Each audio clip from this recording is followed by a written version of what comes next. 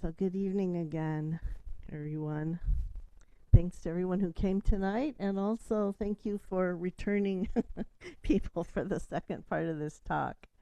I appreciate it. So tonight I'm going to continue with some more foundational teachings of the Buddha. As I said last week when we were talking about the three Dharma seals, um, of impermanence, no self, and nirvana, suffering. I feel like these are kind of tied to those, that they're kind of a set.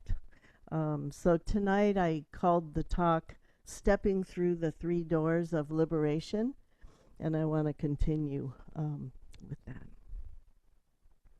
If you didn't have a chance to hear the first talk and all of our talks, you can find them on YouTube easily. So anyway, so last week, I mentioned that these teachings are just really a chance, an invitation to explore, for yourself, as the Buddha encouraged.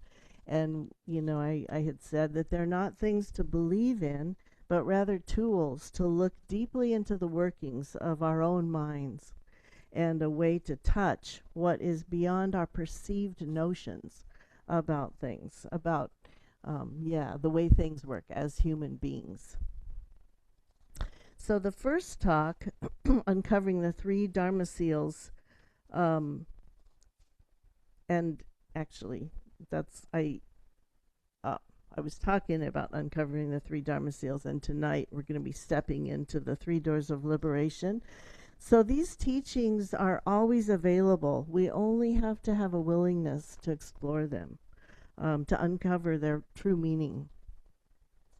So last week I talked a little bit about the two truths before I got into the three Dharma seals, and I just want to mention those again, because it's really helpful to realize that sometimes teachings are offered through the realm of the conditioned, our world that we're used to living in, the historic world.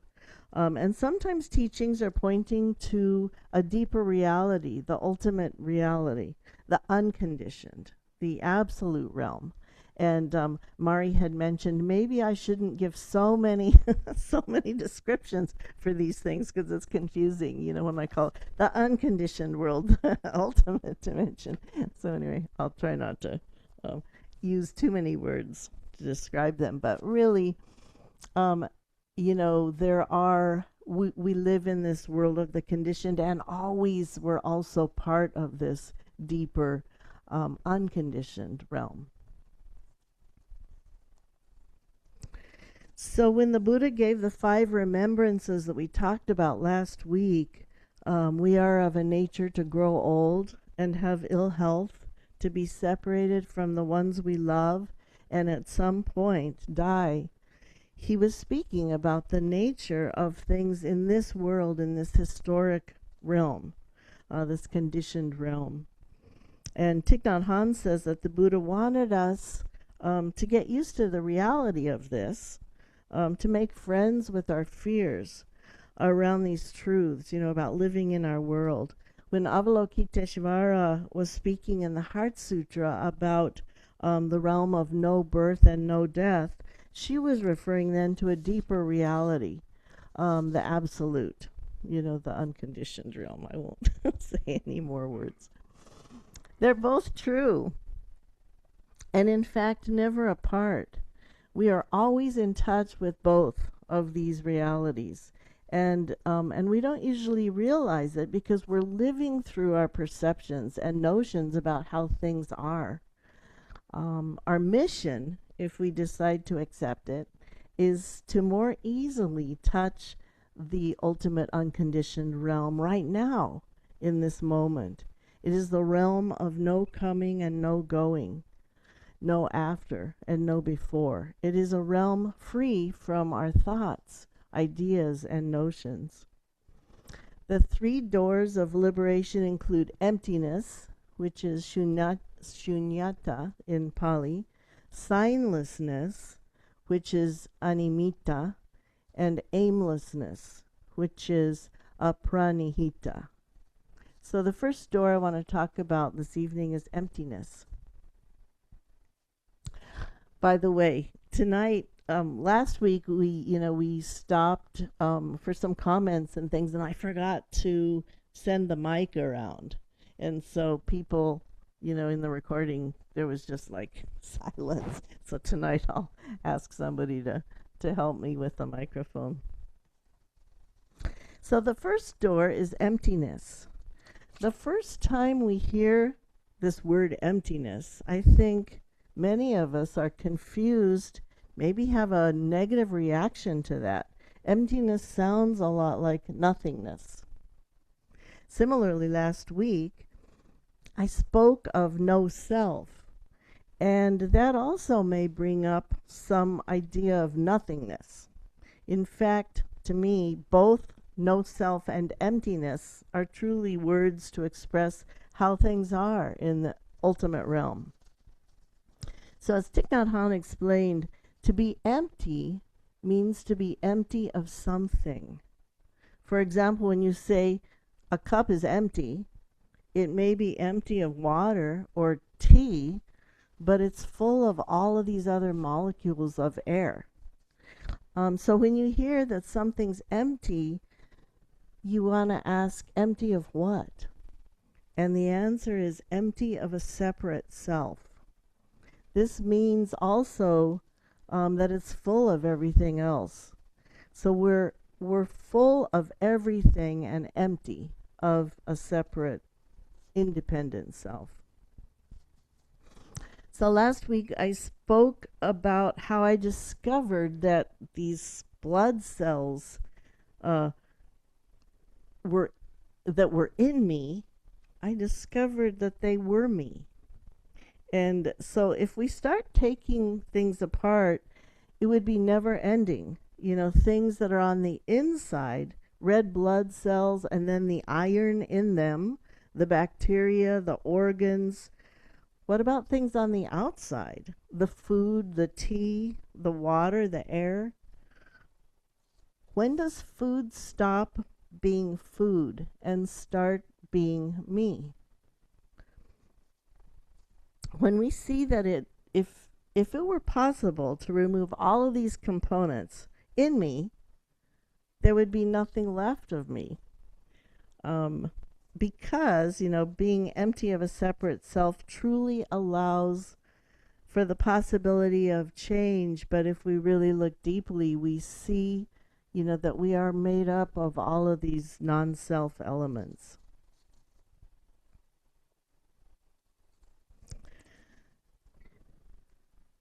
Not having a separate self, being totally interconnected with everything, allows for movement and flow. We're not stagnant entities. Change and transformation are possible in this lifetime because we're not fixed objects. So emptiness in Buddhist teachings means empty of a separate self. It doesn't mean nothing. Everything, without exception, is like this. Everything is interconnected and interdependent. If we think we can survive on our own, we're not understanding what we really are. We truly are supported by all things, and all things are in here. And the reverse is true. We support all things. So are there any comments about emptiness? Can pass the mic.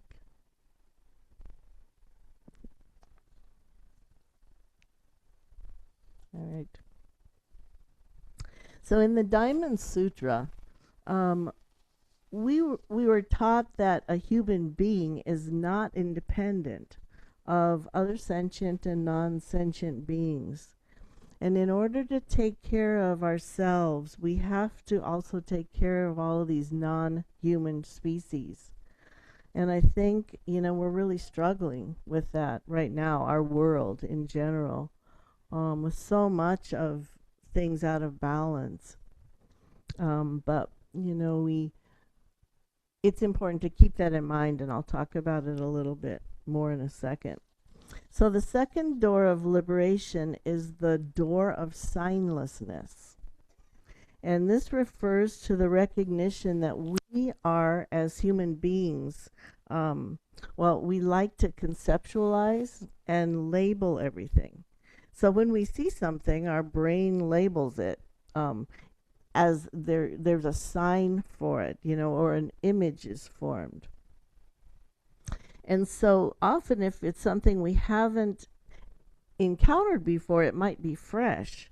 But if it's something that we've already encountered, if we sort of already have a pathway set up for that, a lot of times we don't even really look at it. We our brain skips over it and sometimes thinks, "Oh, I know what that is," and we just don't even go there. We categorize it and make assumptions about it, and we develop notions about it. We give it a common name. Then we give it a full, maybe scientific name, um, and think that that somehow is more correct in how we're describing it. So, for instance, I may see a yellow and black and green thing in the garden, and I recognize it. Oh, it's a sunflower, and I know its name, sunflower. And then more precisely, I may even know that it's a Helianthus anus belonging to the daisy family Asteraceae. And so we do that, with so many different things that we see. So, I'm not saying that we don't need these signs to live, to function in our world, in our society, on roads, in the traffic. But our world is so full of signs that we don't recognize sometimes the forms before we've already attached a name or a sign to it. We don't see the flower, the sunflower. We don't see it as a sunflower, or not even a sunflower, just, as it is. We really determine the value of something by how we as humans and cultures define it. So, what about something that's labeled as a weed?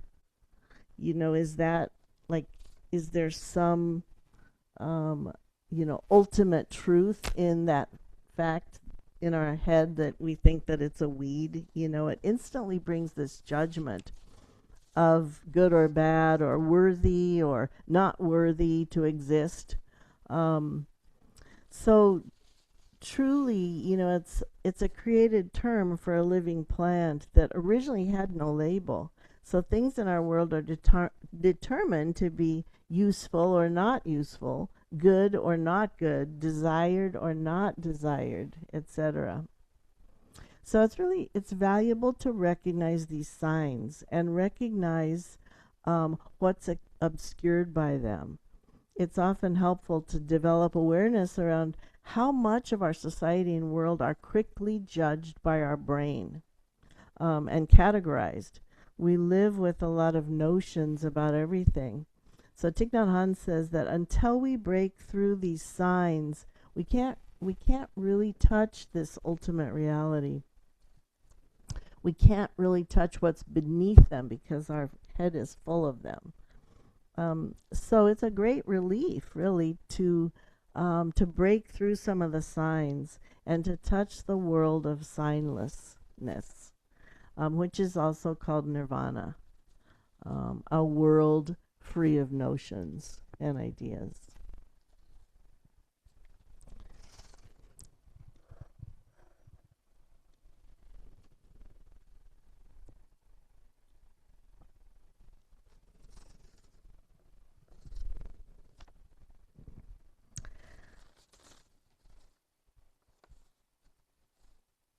So the Diamond Sutra, I'm sure some of you are familiar with the Diamond Sutra. It's a very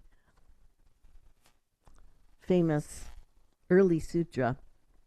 It's really, the full name of the Diamond Sutra is the diamond that cuts through illusion. And it encourages it encourages us to see the four notions that we've created.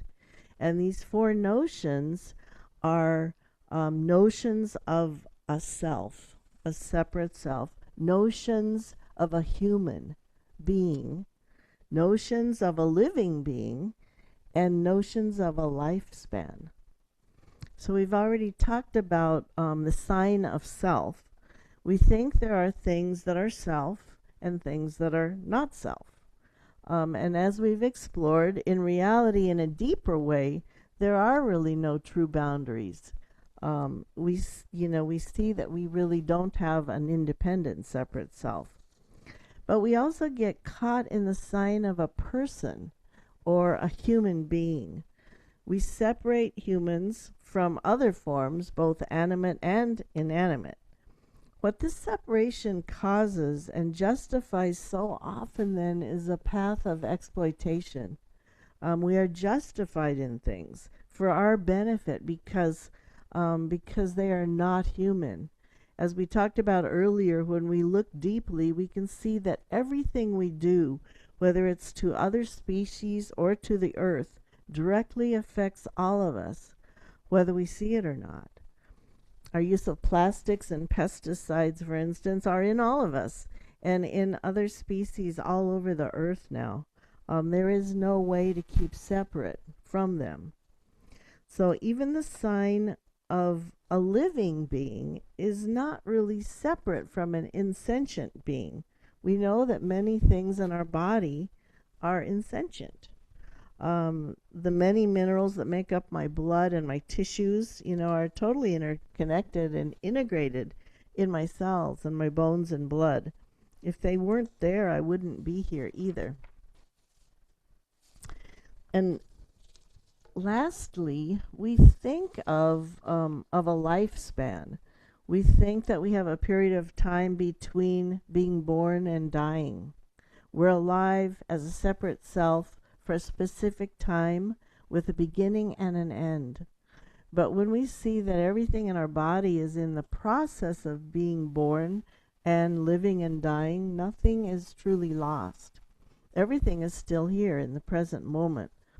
So we can let go of some of the fear of our ending. So the other day, I heard a podcast that someone else was listening to. And they were talking about all of these things that we need to do with our science and technology. And one of those things, the person that was talking said that he heard that the most important thing we can do is to figure out how to deal with old age, because old age is a disease. A number one priority for science and technology should be to eliminate old age and allow us to live productive lives for much longer. So these statements fit into actually the four notions that we so often take as reality, from the Diamond Sutra. For me, these statements reflect the identifying first as a human being, and second as having a lifespan. For me, those statements are very human and self-centric. And they come from a world based on everything revolving around me and human beings. So I always remember Thich Nhat Hanh's answer to a child's question. The child asked, "Do you remember any of your past lives?" And he said, "Yes. When I practice looking deeply, I see that at some time in my past, I was a rock, a tree, a squirrel, a bird, a fish, a cloud, a river. If I continue to look deeply, I see that I am still a rock, a cloud, a mountain, a river, and a squirrel. I continue to be them. I have been all of these things, and so have you. And we continue to be all of them. They are still in us. We still inter-are with them." So lastly, I wanted to look at aimlessness. Here's another word that may cause some confusion or resistance. The dictionary's definition of aimless is lacking a clear purpose or goal or direction. I think in our society we've added on a sign to this, if you will, a negative connotation of being lazy without a goal or achieving, or making something of your life. So in the Buddhist context, aimlessness is really referring to letting go of achieving, letting go of pushing towards getting something in the future, letting go of constant striving for one more thing. It's an understanding that we already have and are really everything we need.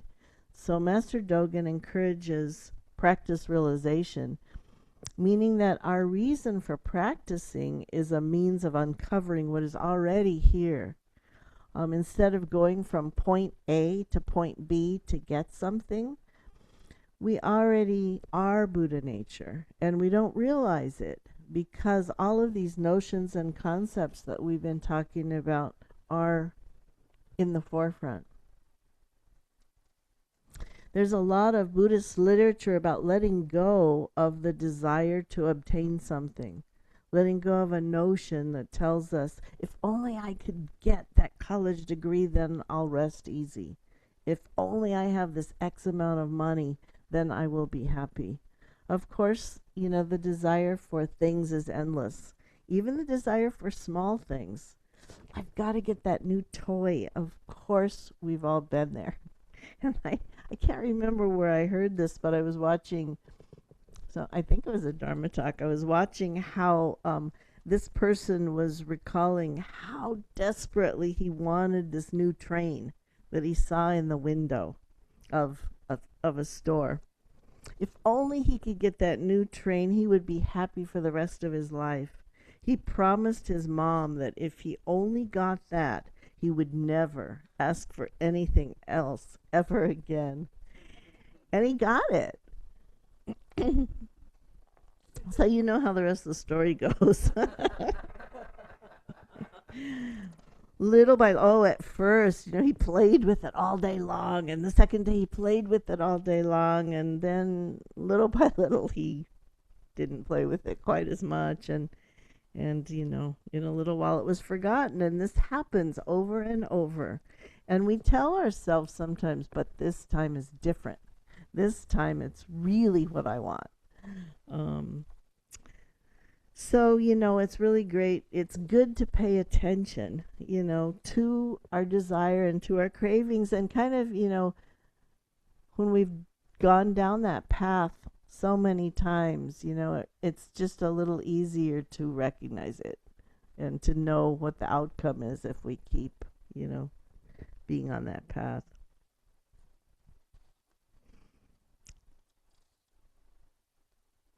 Yeah, we can, more quickly see how all of these things are impermanent, but it's not easy to understand that all things are like that. So aimlessness is about the ability to stop, shamanta in Pali. And Thich Nhat Hanh says that Buddhist meditation has two aspects, samanta and vipassana, looking deeply. And they bring us insight and liberate us from suffering and afflictions. But he says the practice of stopping is fundamental, because if we can't stop, we can't have insight.